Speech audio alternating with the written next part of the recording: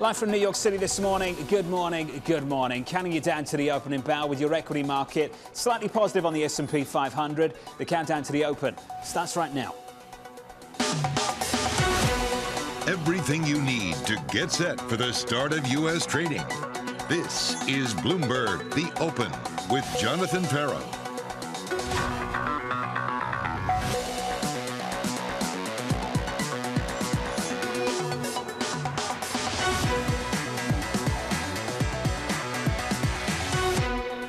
Live from New York, coming up, equities bounce ahead of inflation data in America.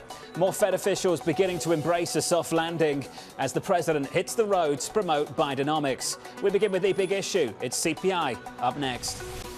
We're going to get a CPI report. CPI report. U.S. CPI data on Thursday. Is the inflation rate bottoming this summer, and is it going to start up, or is the inflation rate going to continue to head lower? We think that's going to be a softer report. That will look softer again. Inflation is softening. A lot more subdued. Moderating as we had expected. As we've been anticipating. The risk is the CPI report basically takes away a little bit of the disinflationary narrative. I think that we're at the low on a year-over-year basis now. There's a chance we're actually on the headline number. We're going to actually see a little bit of an increase. The CPI report we are seeing this week will be very important. That's what the Fed has said, that's what they're looking at. They're trying to figure out what their next move is going to be. It's all about inflation. It comes down to inflation.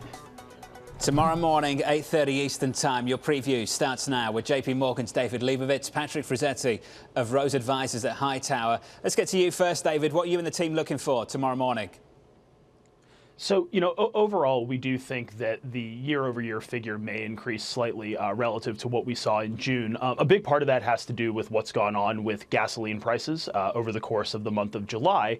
But our general take here is that, inflation does continue to soften. I'm not sure that it's the immaculate disinflation that markets have been pricing in, but we do think that this will be a continuation of the broader trend that's been observed here over the course of the past few months. Patrick, your view on the same thing? I actually think, most analysts, as we know, they're expecting a little bit of an uptick. I certainly expect that. When I look at inflation, I look at some other things. Clearly, the energy backdrop is higher. I also look at some of these other indicators. One of my favorite indicators, to be quite honest, is the one the Economist came out with years ago, is the Big Mac Index. You're on the road with your kids and you stop for some fast food when they're screaming, and the price of the Big Mac is up, 30% over the last 3 years. So I'm looking at a lot of different indicators, and I don't expect it to necessarily be as disinflationary as many others think. Is there the prospect it reaccelerates later this year, Patrick? I do. I think so. With I expect a weakening dollar, but more importantly, I do see higher energy prices continuing to impact the disinflationary pressures that we see in some of the core areas of the economy. Certainly I understand the price of used cars. Looking at the Manheim Index, that was down month over month again. Year over year, that's down over 10%. But I see more inflation as we head into the back half of the year. There seems to be a sweet spot between now and the back half of the year, David, where a lot of people, even if they think that, they still expect the data not to challenge the soft landing narrative. Veronica Clark over at Citi wrote that July CPI data this week is unlikely to challenge the building narrative of a soft landing. Is there any reason to believe whatsoever, David, that the incoming information between now and the rest of summer challenges this soft landing narrative? So, I think that the inflation data we have a pretty good grasp on. I would agree with a lot of the things that were just said in terms of, could move higher into the end of the year at the headline level.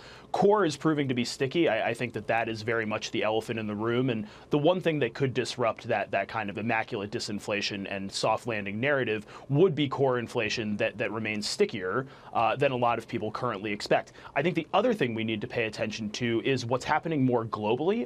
The European economy is not in a great spot. We got some pretty downbeat numbers out of China overnight. It feels like economic activity is beginning to slow more significantly again at the global level, whether or not the U.S. catches a cold is going to be a big question as we work our way through the next couple of months. But obviously, if that weakness abroad begins to feed into what's happening here, that's going to put this kind of soft landing narrative to bed, because it's going to create some downside risk around the trajectory for growth. Well, David, growth is bad, but disinflationary forces might be good. When you put it together, is the data out of China this week good or bad for China, good or bad for the United States? So I think the data out of China is not great for China. I think that the tailwind it provides to the U.S. is around this idea that we are really nearing the end of our inflation journey. And we've seen this time and time again, right? When things begin to roll over in China, that does have an impact on the rest of the world. So I think that this could very much aid the inflation story in the United States. Where I'm a little bit more concerned is if it undermines a broader growth narrative, then we've simply killed inflation and killed growth as well, which is not what markets have been pricing in. Inflation data tomorrow morning, on to PPI on Friday. Mike McKee has more. Morning, Mike. Good morning, John. Well, we all know the numbers. We're expecting a slight rise in headline inflation, a slight drop in core, with both of those coming in on a 0.2 increase per the month of July. But it's really going to be a question of where you sit and what you're looking for, because there are political components to this and there are monetary components. Joe Biden is going to be looking at gasoline, beef, mortgage rates, and I'm using beef as a proxy for a lot of food prices. Beef prices are skyrocketing lately. That's the kind of thing that Americans notice, and it's a reason why you see some consumer confidence concerns going forward. Powell, on the other hand, is watching things that are going down. Housing, is it going to go down even faster than it has? Used cars, you just mentioned, they're down 11.6% on a year-over-year basis, so that's put downward pressure on inflation. And apparel costs have been leveling out and starting to fall. And of course, the biggest thing in here is the base effects. As I mentioned, a 0.2 drop last month, a 0.2 drop forecast for July, and there was no inflation basically a year ago. So we will see some sort of headline increase, but the month over month is what you want to see, because that's what would show the Fed that there is sequential progress being made. And then, of course, for the Fed, which is starting to talk about what they might do in September, it probably isn't going to be anything yet, but here's the dates to watch ahead. We get the PCE price index. There's the last day of the month, and then in September, lined up in a row, August jobs, CPI, and then the Fed meeting. So still a lot of data to go, but this will be a marker along the way. Won't be definitive tomorrow, but it will give the Fed an idea of whether they're still making progress. And Mike McKee, Jackson Hole just around the corner. For Chairman Powell, you and I have been talking about this. Is it too early for him to say anything definitive about the progress they have made and what it could mean for policy going forward? I think so. I mean, he will probably, if he talks about current economic conditions and doesn't talk about the subject of the conference, which is structural changes to the economy, he may talk about the fact that they have made progress, but I wouldn't expect him to go beyond saying we're data dependent and we're still watching the data. Mike McKee, thank you. We're all watching the data relative to expectations, and we've seen surprise after surprise, upside surprise after upside surprise. This came from Max Kettner of HSBC, who's been bullish for most of this year, bearish last year, by the way, so right to be so on both occasions. He said this recently in a note published yesterday: "We remain pro-risk. Near recessionary expectations still allow for further positive surprises in the coming months." David Leibovitz, can I come to you on that? Do we still have this reservoir negativity to feed on? Does that still exist? So I still think that there is a healthy amount of skepticism out there. You know, as we travel around and talk to clients of all different shapes and sizes, you know, we hear concern. We hear, well, look at core inflation. It's proving to be stickier. And, well, you know, the economic surprise index has been trending higher. And, you know, we've just been beating the data. That has to roll over at some point. And so I do think that you have this inherent skepticism amongst at least part of the investor base. And I wouldn't necessarily disagree with the point that you just made. You know, it does feel, particularly from a technical perspective, like there could be some more room for this rally to run. I think the bigger concern from where I sit is what lies ahead in 2024. You know, what happened back in March around the banks failing and the Fed injecting liquidity, rates moving lower, that reset the shot clock on any sort of softer growth, any sort of downturn. I simply think that that's been pushed into 2024, and markets are not grappling with that, at least not quite point yet. And so to me, that's going to be the big story. Yes, in the very near term, there's probably more room for this market to run, but we do see some clouds forming on the horizon, and we think that that will begin to weigh on risk asset performance later on this year. We had this conversation yesterday, and I think it's worth having again. Patrick, earnings relative to expectations have been good. Earnings relative to where we were last year haven't been great. What is the more relevant benchmark for you? I always look at, what direction are we heading into, right? And so it's really earnings relative to last year. How did we do? And what's the impact on earnings? I mean, the biggest thing that we've seen across the board for the last 2 quarters has been labor. I mean, labor, honestly, has not been this strong in decades. And we see it constantly. You see, threats of strikes looming. You had this UPS strike averted over the last, week and a half. So I think we're going to see more of that. I think that has an impact on earnings. I don't think that's going away. I mean, let's really think about labor for a second. If we avoid a recession, right, and where are we going to see unemployment next year? I mean, will it be under 3%? I mean, if we see that, we're just going to see continued, I think, overheating and potential more stress, upward stress with inflation. So I think those are things that the companies are going to continue to have to deal with. And what we've seen of late is that earnings are under pressure because of those significant cost pressures that are not going away. 170,000 over at UPS in 5 years for the average delivery guy. David, they're pretty big numbers coming out of companies like that. How sticky are costs going to be? And some of these domestic-facing companies going to be able to retain that pricing power we've witnessed over the last couple of years? So we wrote about this a few weeks ago, and when you look at pricing power and you think about it, and more importantly, when you listen to what company managements say, they talk about, one, their specific basket, right? So they're not talking about CPI. They're talking about the input costs into their process, of which labor is obviously a significant one. They also talk a lot about demand.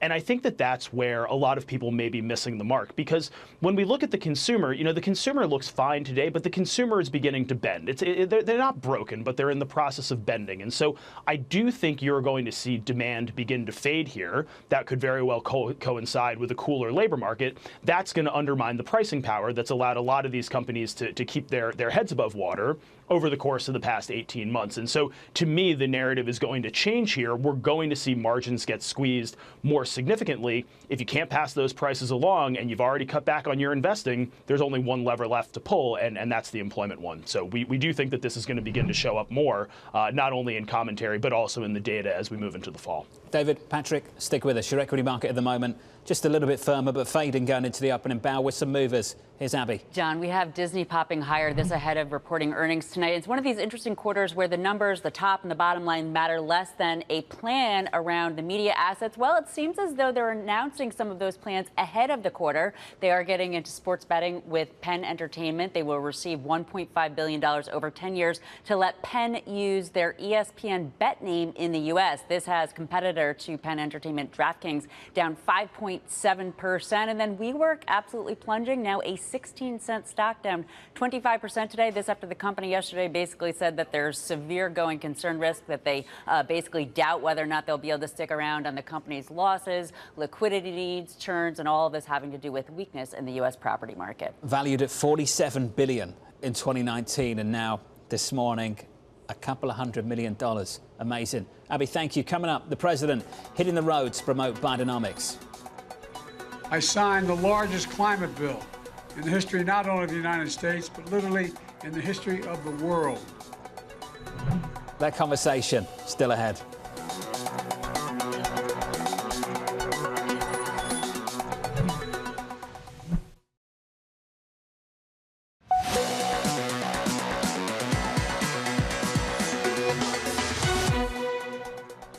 I signed the largest climate bill in the history not only of the United States, but literally in the history of the world. It will save working families thousands of dollars a year if they install rooftop solar or weatherize their homes. It also creates enormous employment, enormous growth, and things that better people's lives. President Biden speaking in Arizona yesterday, kicking off a tour of western states promoting his Bidenomics agenda. His next stop, Albuquerque, New Mexico, where he's set to deliver remarks at 3 p.m. Eastern. Kaylee Lyons has more from Washington. Hey, Kaylee. Well, John, it's intentional that the president is in the American Southwest making this pitch on climate. States like Arizona and New Mexico, where they have been seeing extreme heat this summer. And as we just heard from him there, he is trying to promote himself as a climate president, because it was a year ago, essentially in August of 2022, that Inflation Reduction Act did pass, which include funding for projects related to clean energy and other measures as well, like incentives to accelerate that clean energy transition. The thing about it, John, is that this isn't necessarily resonating with the American public. The Washington Post and UMD actually released a poll yesterday that found only 3 in 10 Americans say they have a good or great understanding of what the Inflation Reduction Act even is. And 57% of Americans disapprove of Biden's handling of climate change. So that really speaks to the fact that this package, while some things did hit immediately, those tax incentives, for example, on EVs or other clean energy products already are there for the taking. A lot of this is going to take a lot longer to realize. The same goes for his other legislative accomplishments, the infrastructure package, or the CHIPS Act, which was actually signed into law a year ago today. While we have seen announcements made, projects launched, the full effects may take a greater time to realize. So as the president is pitching Bidenomics to voters who are going to head to the polls in 2024, they may not just be feeling the full effects of it just yet, John. Katie, we got a monthly report from the U.S. Energy Information Administration released just yesterday. And in it, I'm sure you've seen the numbers, all about crude output in America reaching maybe close to 13 million barrels a day by the end of 2023. How is that number playing out down in Washington?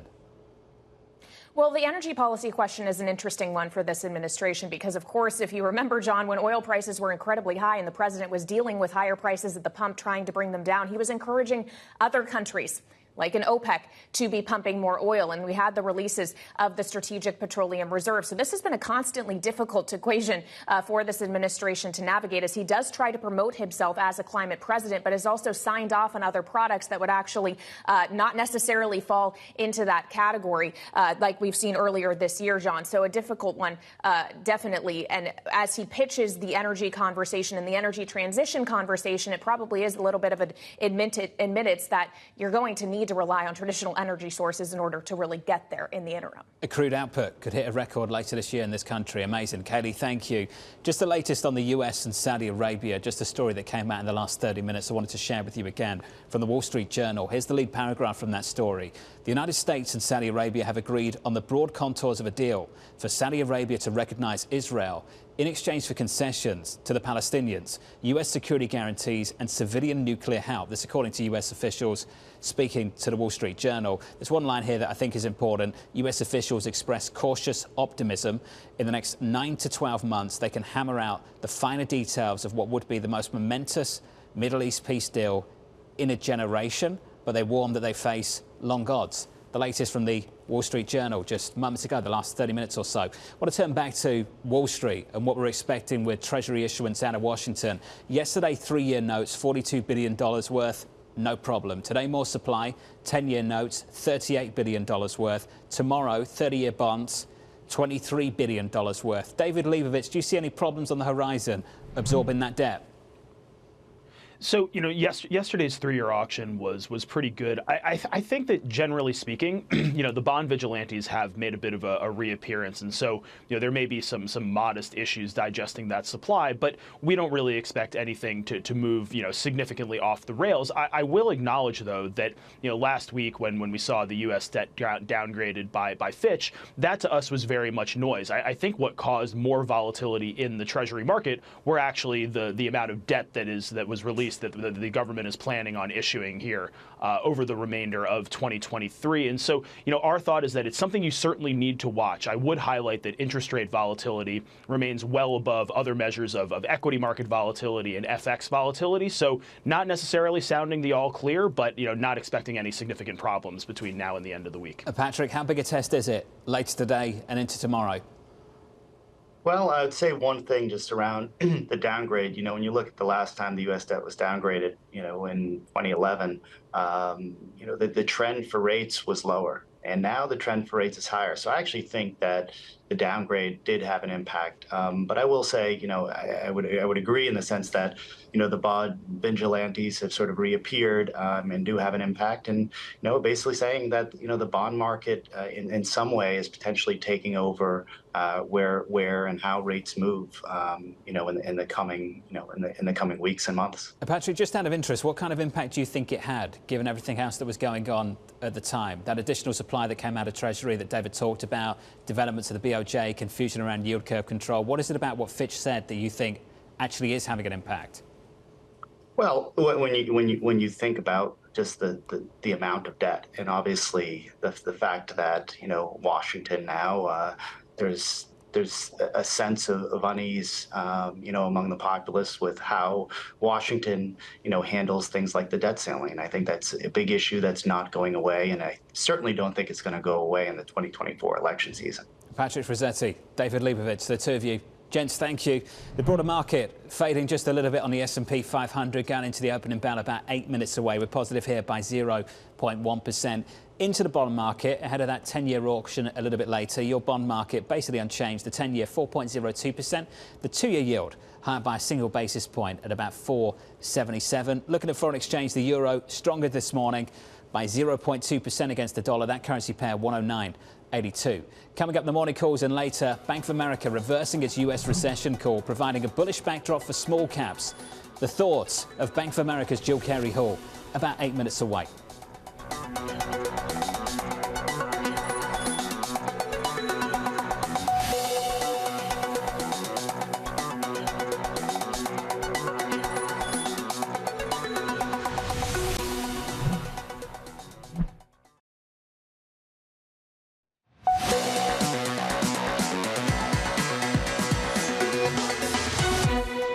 Equities at the moment about 5 minutes out from the opening bell. Chopping and changing, positive by about 0.1% on the S&P. No drama here on the Nasdaq, a similar move. Yesterday, a close below 4,500, but just in and around that level over the last week or so. The weakness, of course, last week, the biggest weekly drop since around about March. Trying to bounce back from that, but struggling right now. That's the equity story. The source of the concern last week in the bond market, a bit of stability over the last couple of days. Your 10-year at the moment going absolutely nowhere. 4.02% on a 10-year yield going into an auction later on this afternoon from the 10-year maturity out of the Treasury. Tomorrow, a test further out along the curve on the 30-year. The 3-year, no problem. Didn't expect one. The real test is further out along the curve after the move we've seen over the last week. So that's the bond market story. Let's get you some morning calls and start with a call from Luke Capital, downgrading UPS to hold. Let's see the price target, 195. Seeing limited room for improving margins this year. The stock is down by about 0.9% in the pre-market at 179. Next up, Barclays upgrading Dish to overweight, expecting deals with T-Mobile and EchoStar to serve as potential catalysts. That stock is positive there by 2.15% to $8.55. And your third and final call from the team at Jefferies, upgrading Eli Lilly to buy, highlighting the company's upbeat results and new obesity drug. Some of those names are absolutely flying at the moment. That stock is up by 0.2% in early trading. Coming up, Bank of America's Jill Carey-Hall expecting a soft landing to mean big things for the small caps this year. That conversation coming up, your opening bell just around the corner.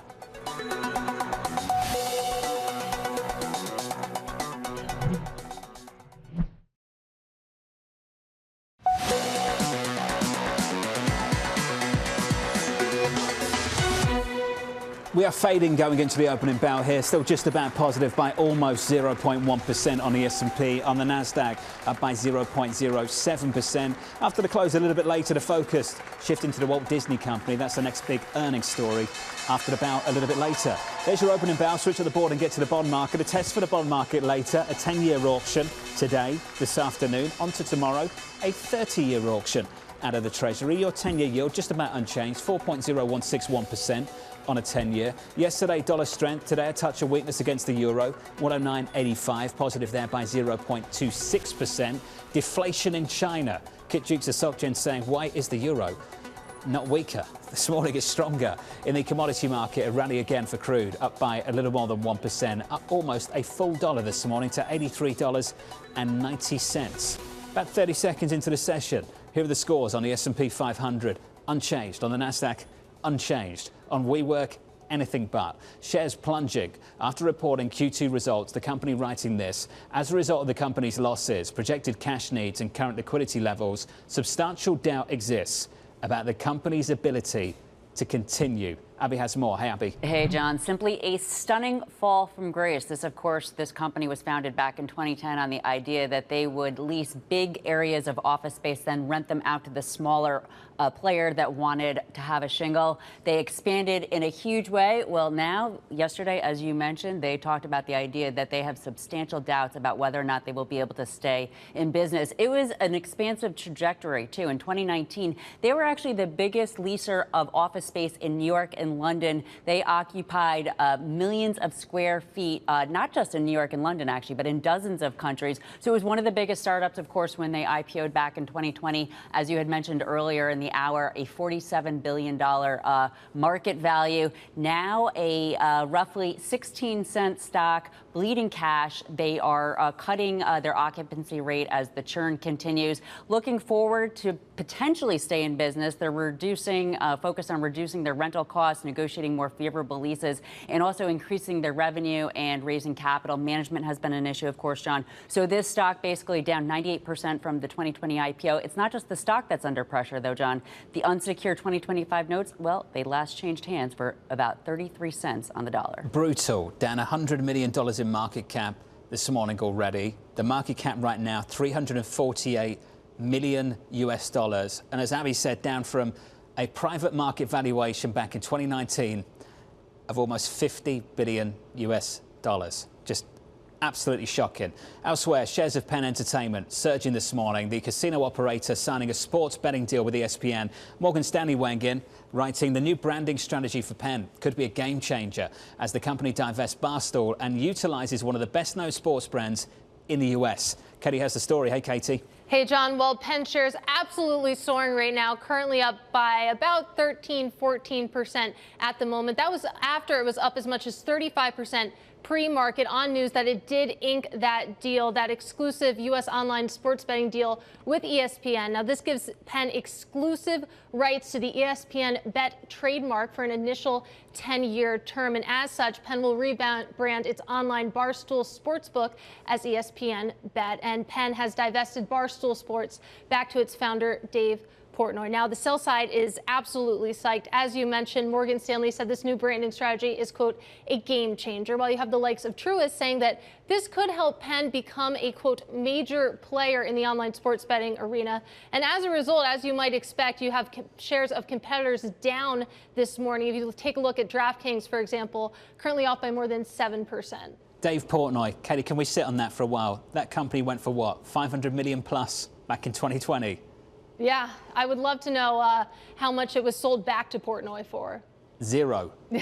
Just amazing. Amazing. Katie, thank you. Just remarkable. It's like a reverse SoftBank for Dave Portnoy. Let's stick with DraftKings. Katie mentioned it. JP Morgan recommending investors buy the dip. We're using this price weakness to up our rating to neutral from underweight. At current levels, we see the shares valuation as more imbalanced and believe a neutral rating is more appropriate.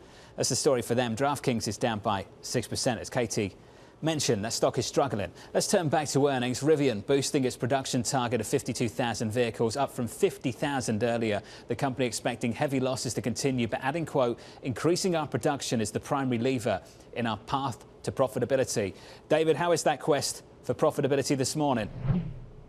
It's not going very well because the company's saying they're going to be losing money going forward, and they lost quite a bit. 2,000 units of production is not a lot, especially when you're only at 50,000. It's going to be difficult for Rivian and some of these other electric vehicle startups to get to production scale because there is a sense that EV buyers tend to be wealthier, but there are only so many of them out there who can buy $70,000, $80,000 vehicles. And unless you have something cheaper that can get to the mass market, it's tougher to get scale. And we're not really seeing that just yet. So there may be a cooling off period in EV growth coming. Not that it won't keep growing, but for a player like Rivian, getting out of this big loss zone and into a situation where they can make money, it's going to be a lot of work going forward for them. David, what is happening with demand for EVs? What is happening with global inventories? Is it just Rivian, or are you seeing it at Tesla? Are you seeing it across the board?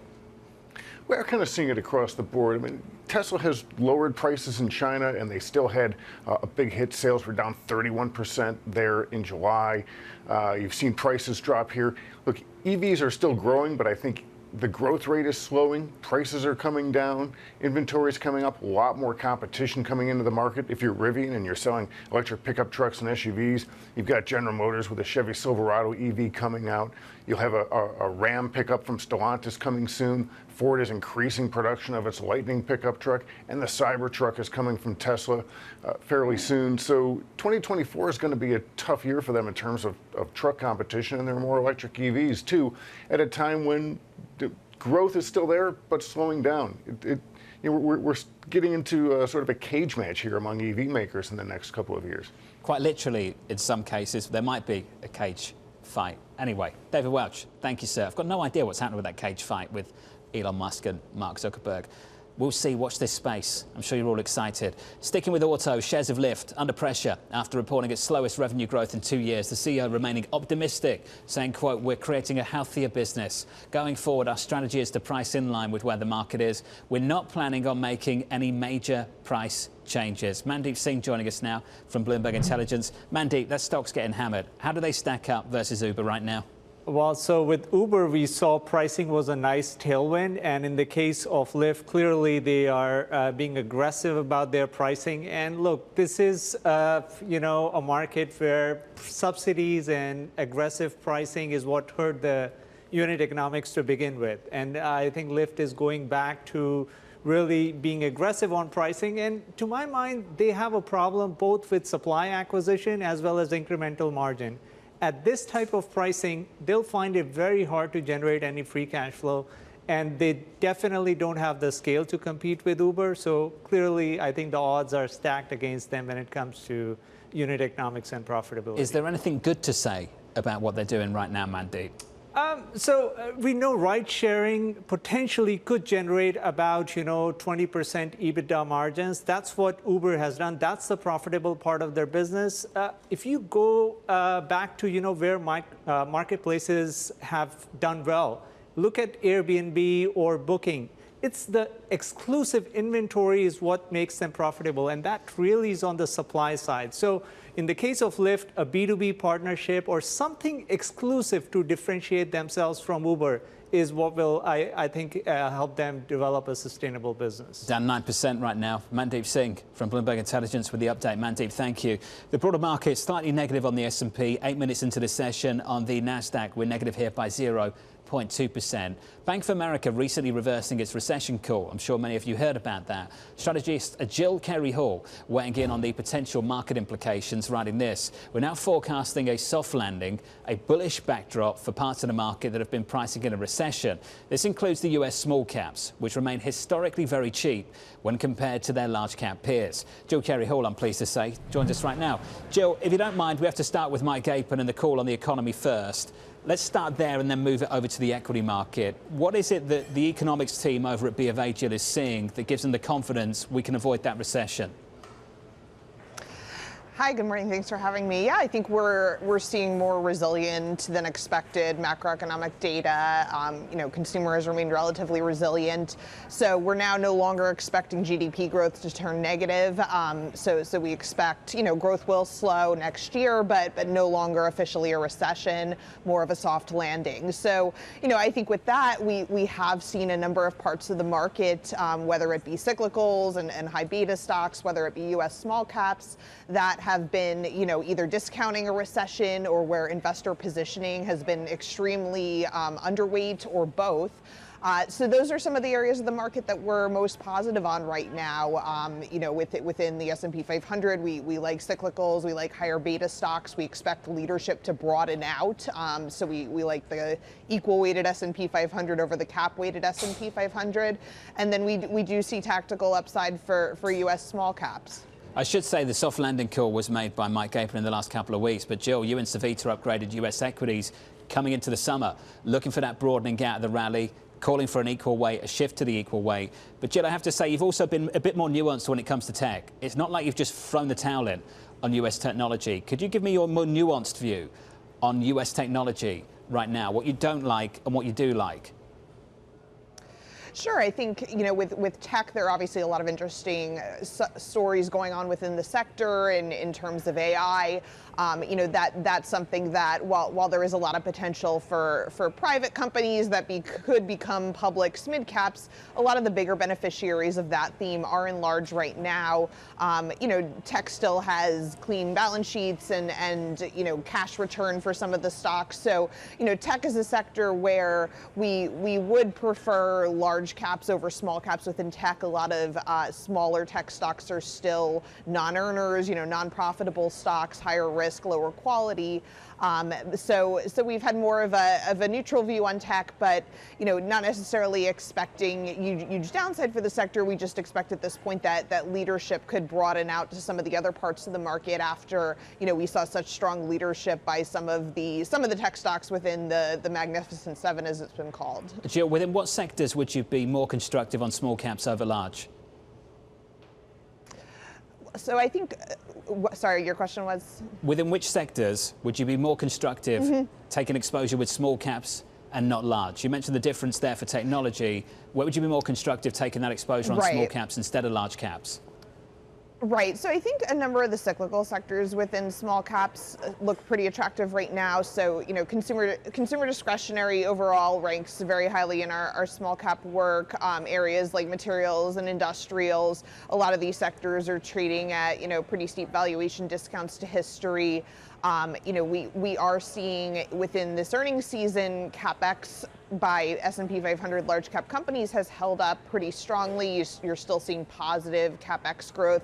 That tends to benefit domestic SMIDs. You're still seeing, reshoring happening. That should benefit a number of, domestic SMID cap industrials and several other sectors. So, those are some of the areas that rank particularly well within small right now. I think, the areas that we'd be conversely more cautious on small than in large would be tech, as I mentioned, financials, given the regional banks exposure in small, and then healthcare, where, similar to tech, you have a lot of non-profitable stocks within small caps, still a lot of the lower quality stocks that we do see risk to, especially if, interest rates continue to go up, credit conditions continue to tighten. I think refinancing risk is still something you have to watch for a number of parts of the SMID cap size segment as you move out, to 2025 and beyond, when a lot of maturities come due. That maturity wall is just lingering there on the horizon. I know a lot of the credit teams are focused on the same thing, Jill.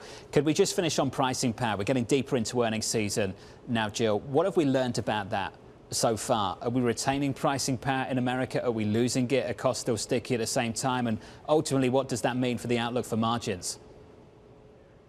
So for U.S. corporates, we're still seeing, margins remain pretty resilient. When you look at the earnings beat this quarter, both within large and small caps, for most sectors, it was margin driven, bigger earnings beats relative to sales beats. So, you've seen cost cutting, you've seen layoffs, you've seen, a number of factors where companies have been able to price through.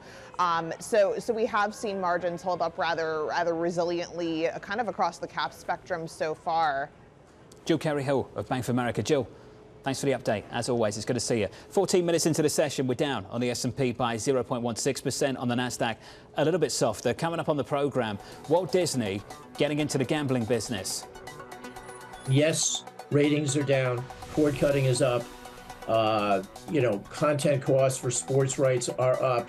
So they're in a tough spot. I think Disney will figure out how to make money at those revenue levels. So you can't lose your sight of the big picture here.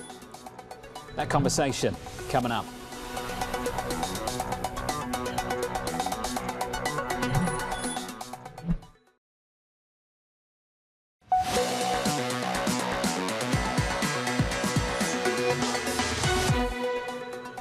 This appears to be a real solid deal with a big player and a sizable monetary commitment, $1.5 billion over 10 years. So a very integrated deal, interesting. But I think the future of ESPN in terms of all streaming, not all streaming, partner coming in, investing in it, that's much larger aspirationally than this side deal. ESPN is getting into the sports betting business, striking a deal with casino operator Penn Entertainment. The network saying the deal provides us with a tremendous opportunity to serve the ever-growing number of consumers interested in betting.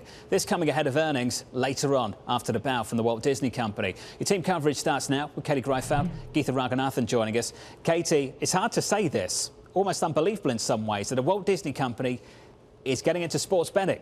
It is, yeah. To get into the specifics of this deal, you have Penn. It's going to make $1.5 billion in cash payments to ESPN over an initial 10-year term. It will also grant ESPN warrants to purchase nearly $32 million worth of Penn shares. That's in exchange for media, marketing services, and other rights, including exclusive rights to the ESPN Bet trademark for that initial 10-year term. Penn is going to rebrand its online Barstool Sportsbook as ESPN Bet. As we covered, Penn has divested Barstool Sports back to its founder, Dave Portnoy. You take a look at the shares. I think this is fascinating. Right now, Penn currently up about, 10% or so. At one point already today, and trading just started, up 18%. That would be the best day since November 2020. Going to be really interesting to watch this into the close. Quite a rally. Interested after the close with the earnings as well of the Walt Disney Company. Geetha, let's talk about that. How does ESPN fit in to the overall strategy, given the direction of travel they're going in? Yeah, there are so many different questions up in the air for Bob Iger as Disney kind of reports today. And of course, one of those prime questions, John, has always been this future of ESPN. I think, as Katie and you just pointed out, this is a good first step. I think it's a good win for ESPN. They have this kind of double whammy situation where their top line is being pressured obviously by cord cutting, and then the bottom line, again, because of rising sports costs. But it's still a business that generates about $13 billion of revenue, about $3.5 to $4 billion in EBITDA. And with this new Penn deal, of course, now they're getting like high margin revenue, an additional, $1.5 billion over 10 years. But again, we're going to have to see what Bob Iger kind of outlines in terms of strategic vision, because again, the future is a little bit murky. We'll have to see if they're still open to kind of doing that equity stake deal, talking to the leagues or any other partners. Well, let's talk about that now. After the bell, Geetha, what are you and the team looking for? So again, there are a lot of big, questions in terms of numbers, but I don't think the numbers itself are that important as, again, kind of all of these open question marks, right? What does Disney do with the linear network business? Networks that Bob Iger has called non-core. Are they going to purchase the Hulu stake from Comcast, and will they be willing to pony up the $10 to $12 billion? And then again, what's happening with the parks? There's been some reports of maybe declining attendance. They're also going up against some very tough comparisons from the 50th anniversary celebration for Walt Disney World last year. So we're looking at all of those numbers, obviously parks profitability, direct-to-consumer losses, which are supposed to increase a little bit sequentially into this quarter. And then, of course, the linear TV business is also under tremendous pressure. Advertising could be down anywhere from about 10 to 12 to 13%. What a difficult time for Bob Iger over at the Walt Disney Company. Geetha, thank you. Geetha Raghunathan there. Katie Greifeld on the latest, that sports deal with ESPN, and going forward from here, earnings after the bow with Walt Disney. Looking forward to those, as many of you are. Equities right now on the S&P 500. 22 minutes into the session, we are negative just a little bit by 0.1% with a sector price action. Here's Abby. Yeah, with that small decline, John, we actually have more sectors higher than not for the S&P 500, but it's the heavyweight sectors that are weighing, including technology, consumer discretionary, and communication services, all of those mega cap tech sectors. On the other hand, you have energy up 1.3%, utilities, healthcare, also higher. There's a little bit of a defensive tilt with utilities and healthcare near the top of the pile. Where we have some really interesting moves is the video game sector. Take-Two had been soaring earlier today, up 3.4%. Last time I looked, up just a little. Actually, now it's down, but they actually are predicting big 2024 performance. But you can see SciPlay is up 15.5%. This is Light & Wonder to acquire the remaining 17% stake. And then Roblox down 21%, John. I'm sure that you, similar to me, are kind of surprised to hear this, but it's sliding because the hours spent playing video games missed the targets. I didn't even know Isn't that a good thing? Yeah, I would think it is a good thing. People socializing out there in the real world. With the beautiful weather. Not on video games. Agreed. Abby, thank you. Trading Diary up next.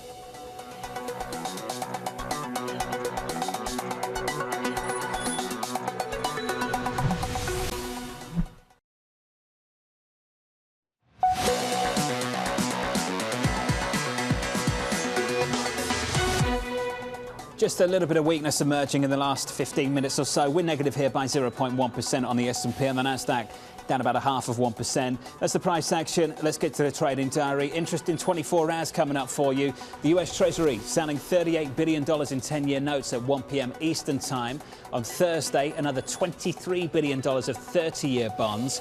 On the same day, it's the main event. It's the main event of the week.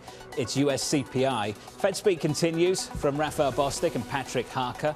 And then we round out the week on Friday with the US PPI and the UMich Consumer Sentiment Survey to see if we make any more disinflationary progress going into next month's Federal Reserve meeting on September 20th. And Jackson Hole later this month, somewhere between the 24th and the 26th of August. You might hear from Chairman Powell on the latest data. That does it for me. Thank you very much for choosing Bloomberg TV. Good luck for the rest of the trading day. This was the Countdown to the Open. This is Bloomberg.